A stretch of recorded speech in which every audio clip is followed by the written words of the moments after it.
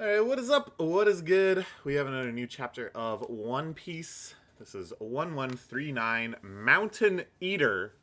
Last chapter had some crazy stuff going on. I said we were gonna solve One Piece, and then the world government shut down my OBS before I could expose the truth.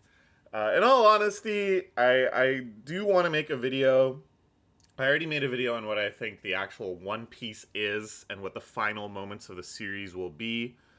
I still stand by everything in that video. In fact, I am even more convinced since I made it. More arguments and justifications have conjured up in my brain since then. And I do want to make another video that's kind of thematically similar, but more broad. What are other endgame revelations that I think will come out? What do I think is the true history of One Piece? What is Joy Boy? What are the ancient weapons? What are all these different races and how do they interact? I honestly think the pieces are mostly there. I think we can actually pretty largely solve One Piece at this point. Of course, there's still going to be some surprises and some twists, but I think we're also at a point where we can kind of like point to those gaps and be like, okay, well, there's going to be a surprise here, but it's going to fit mostly into these bounds and not, disturb the other events and layouts and timelines that we've already set up. So I would like to do that at some point. That's not going to be right now, though. Right now, we're just going to read this chapter. And my feeling, too, is that, this series is always very tantalizing with its lore, with these revelations. I don't think we're going to get, like, back-to-back-to-back lore where first Frankie sees the mural and it's like, oh my god, and Robin's reading the Harley and it's like, oh my god. And then she's like, okay, now I'm going to keep reading it. And there's like 80 new things this chapter. I kind of think that's all we got. And now we're going to shift gears back into either, the plot line of the world nobles coming to try to berate and bully Elbaf into joining up with the world government. Looks like probably by kidnapping some kids. It's going to be pretty heinous. Luffy's adventure in unlocking Loki.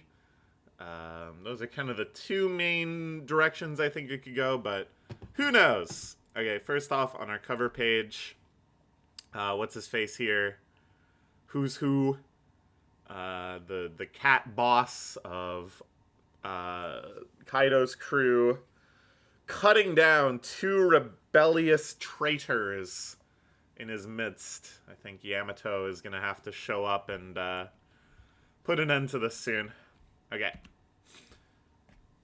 Looking for this key for a while now. Are even going to find this huge place before sundown? Guards certainly know where it is.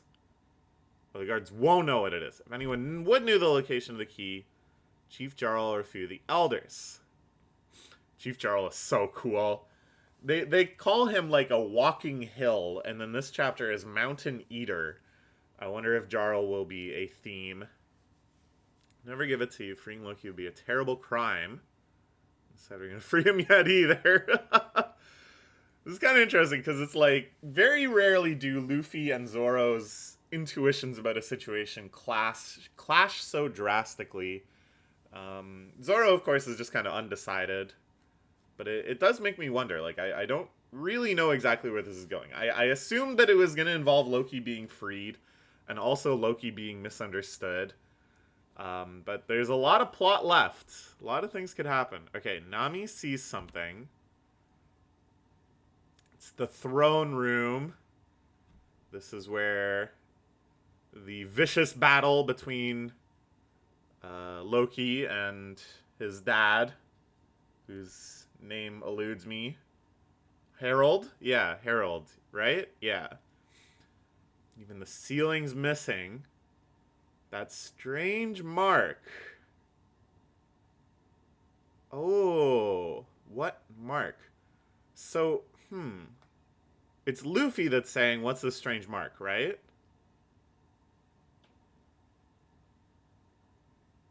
Is it possible that this summoning circle that we've seen a few times before, Shanks' brother zapped in on it, and then also the Gorosei on Egghead zapped in on such a mark. Is it like pure hacky? Oh no, everyone can see it. I thought maybe only Luffy could see it. A magic circle out of a book. It's the thing they use in ritual demon summoning in some country or another. Oh my god! We've seen this before! We've seen this before! 1 second. I'm not wearing pants, so I have to...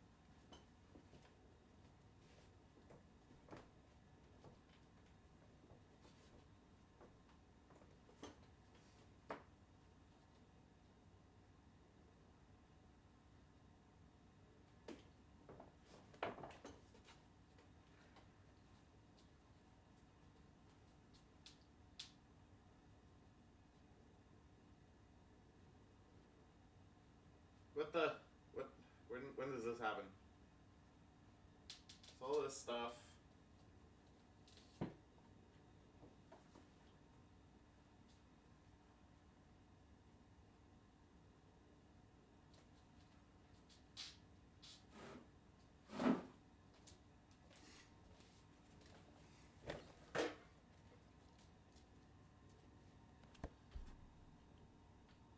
Okay, sorry for the interruption. I think I found the volume that has...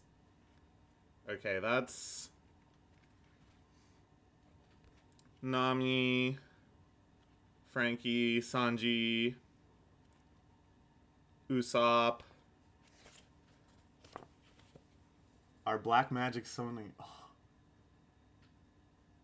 The Lazy Bones Island in the Grand Line.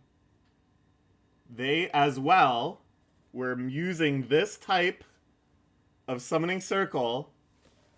It didn't work. Instead, they just summoned Brook, who happened to get smashed into there by Kuma. So it doesn't really summon demons, or it kind of does, because the Gorosei are all like demonic, their powers. All reference to different demons through mythology and stuff. So it's kind of like maybe the tales of world government demons doing shit like this has propagated throughout the world, such that these backwater countries... So why were they trying to summon a demon? To try to get revenge on the Long Arm tribe.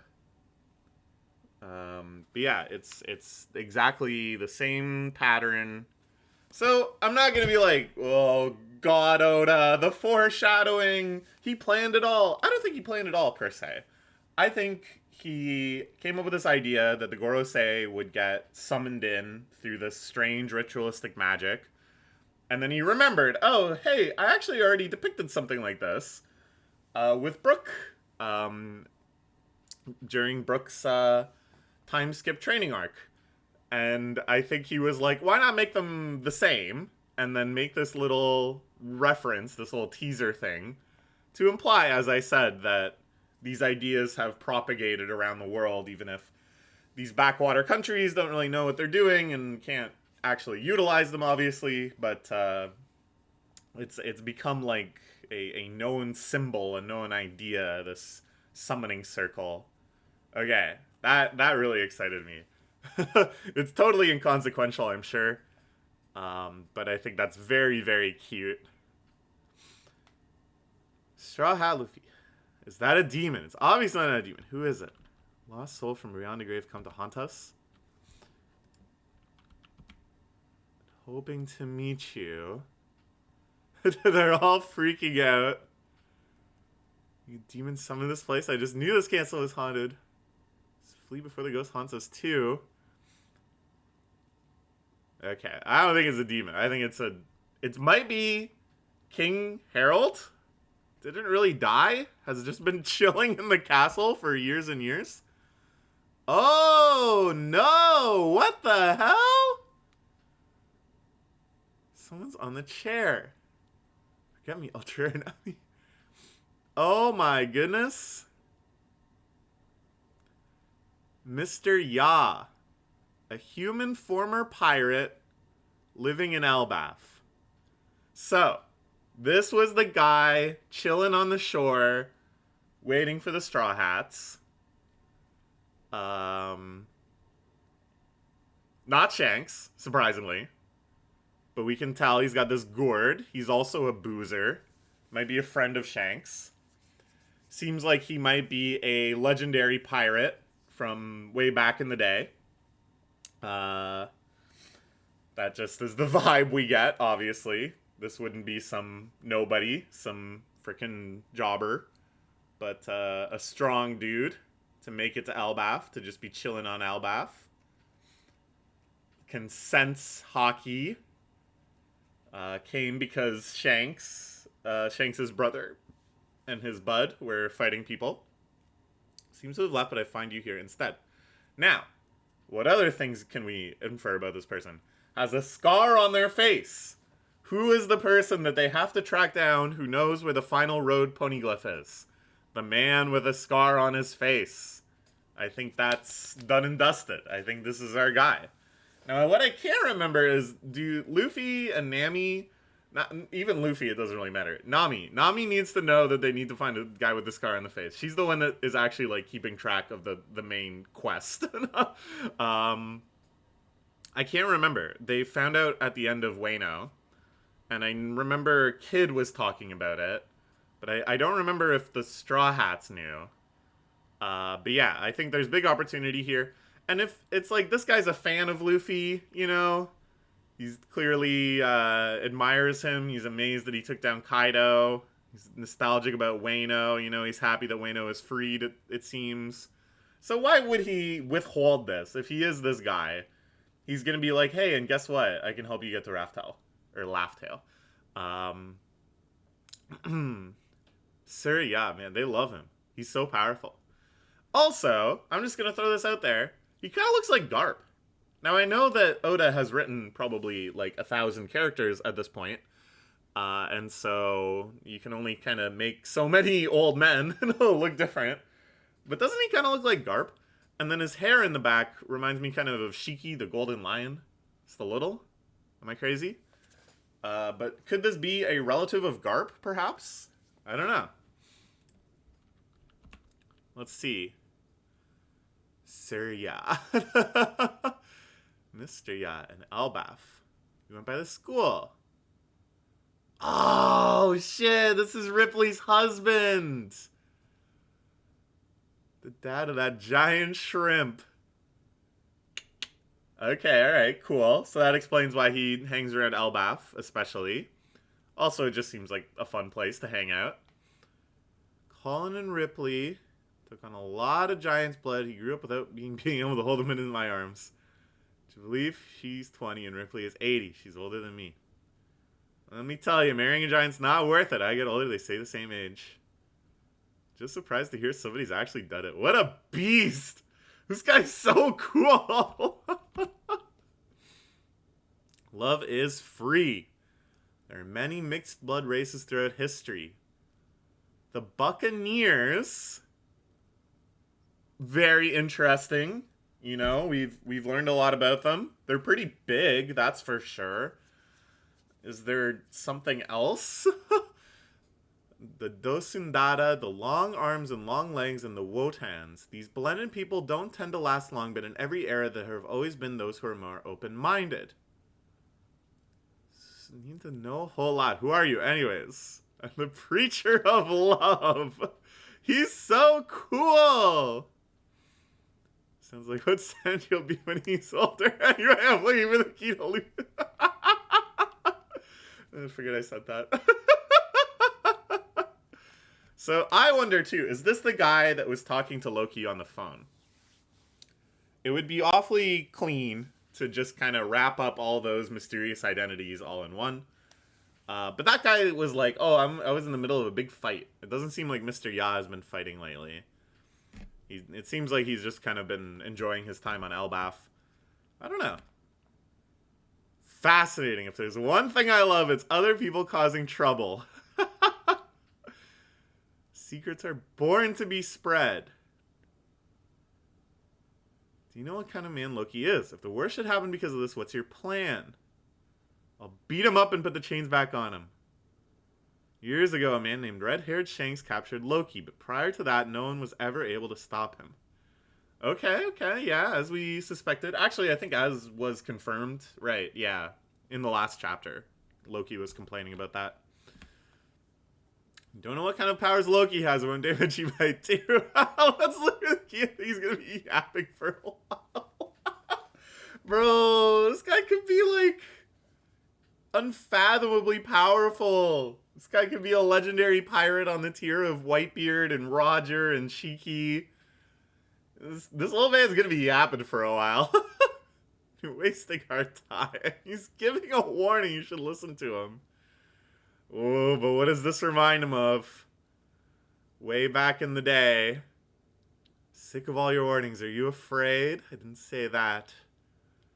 Stop me. You'll have to do it by force. So it looks like maybe Raleigh and this guy arguing with Roger. This guy on that tier having arguments. Be aware of the risks, idiot Roger. Up to the throne and push it. Okay. There are two others that are especially strong aside from Roger himself. So this guy might have been in the Roger Pirates. Is that what we're hearing? One time Roger the captain needs to rest and heal, so he and this other fellow went to a hospital in the mountains. Unfortunately, got surrounded by a bunch of enemy pirates, but this fellow went and took out on his own and took out hundreds of enemies with his just two axes. Oh, it's Chop! It's Scopper. Scopper. We've seen him in Roger Pirates flashbacks. He's got big poofy hair and sunglasses and axes. That's this guy, Mr. Ya. He's Scopper. This is kind of cool. Because it's like one of those things where you can tell when Oda was first depicting the Roger Pirates in flashbacks and stuff. It's not like he had the whole grand plan, you know. It's not like he had decided, oh, eventually one of these guys is going to show up in Elbaf, blah, blah, blah. So a lot of them had, like, pretty generic designs. They're just, like, dudes. They just look like pirates. They've got, you know, axes and stuff. But, you know, 20 years has passed. So it makes sense that his appearance has changed to be something a little more exciting and cool and Garp-ish. This whole persona of the preacher of love, that he is all about this interspecies relationships and stuff. I love it. Great little personality adjustment. And now they're just kind of like retroactively grandifying, intensifying his feats and strengths and acts and stuff. His axes, especially. By himself with 2 axes. But there's more. In the place where he fought, there's only the bald mountainside left behind with not a single tree standing.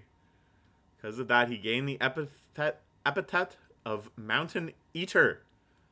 A well-known story. After the first mate Silver's Raleigh, this man was known as the Pirate King's left arm. This is so great. It's like, man, how are you still preserving these moments? How are you still making these moments so exciting? We saw Raleigh at chapter like 500.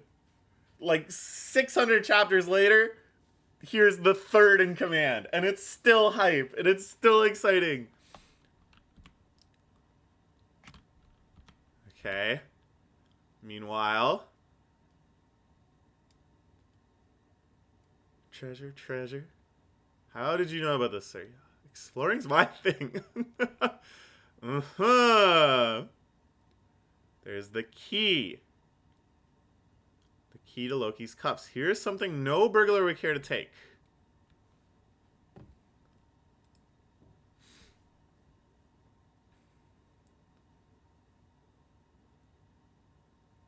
In other words, releasing Loki is something not even the wicked dare not do. Will you still take this key? Living in Elbaf for over 20 years, legendary figure stood shoulder to shoulder with Roger and Raleigh, the left arm of the Pirate King. Nice! Oh, now we're gonna get a sick, nasty fight scene. I can't wait to see how this old man fights. That's so cool. That's so cool, dude. Scopper Gavin. It's amazing. Cause like, you really did think that it's like, oh, okay, gold, Roger, silver's Raleigh. What's the third guy's name? Oh, it's Scopper. Okay, I get it. Like copper. Okay. It just seems, you know, very silly. Bronze and copper and, you know. You didn't think that when Oda said that, he was like, yeah, and later he's going to be a pretty significant character in one of the most anticipated arcs of the whole series. He's going to be the Preacher of Love. And was he thinking about that at the time? Probably not. Does it matter? Absolutely not. This is the way that he writes. This is the power of One Piece, is setting these things up without needing to deliberately set them up. Just creating the space for these sorts of stories to be told. Weaving in these characters every which way, such that when the time is right, they're a card in your hand that you can redeploy.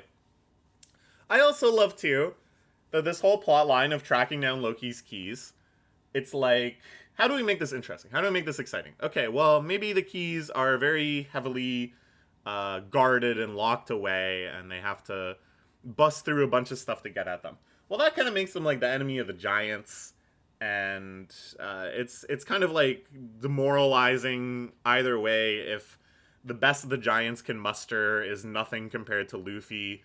And it's sort of like a plot drag, though, if this is like a major obstacle where Luffy is just fighting against like the giants' traps or the giants' guards or something. Because it's like you kind of want to maintain both of these things. Luffy can't just be getting trounced by random giant guards. That's too disappointing. But you don't also want to see the giants just get owned. That's very disappointing. And you don't really need to spend a whole long time on Luffy just fighting giant guards. That's like whatever. So what is the deal? Is he just going to steal the keys from somewhere and it's very pointless? No, because this is a major story event. This is something that has been built up over multiple chapters. You want something kind of punchy to happen. You want something to make this acquiring of the key and opening the door on Loki being freed. That has to be significant. So I think this is a very, very clever way to introduce this character who might have huge significance as the man with the scar that can lead them to Raftel, has a big history, and now we get to see an awesome fight. And because of his personality, it makes sense. They're not going to fight to the death. He's just very curious. How strong really is Luffy? He beat Kaido. That's pretty impressive. Let's see him prove himself. And he doesn't really care. If Loki gets freed, he's like, well, that's interesting. He trusts Luffy, I think, to actually beat him up and put the chains back on if he needs to. All right. I don't know. I'm very, very impressed with this development. This is so cool. What an awesome old man. Old man's still kicking it. Let's take a look quick. Okay. I'm tempting fate. I'm going to crash the fucking browser again.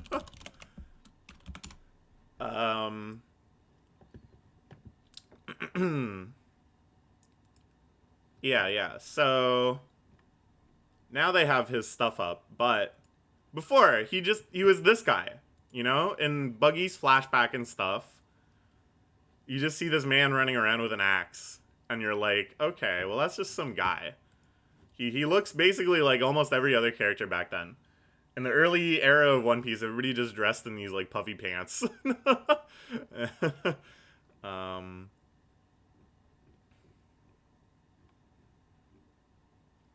yeah, it was like in an SBS too that they revealed his name. Like it was just a very like whatever. Crazy. Really good stuff. Okay. Didn't crash. Great chapter. Let's look forward to next week, I hope. Or whenever the next chapter is. See ya.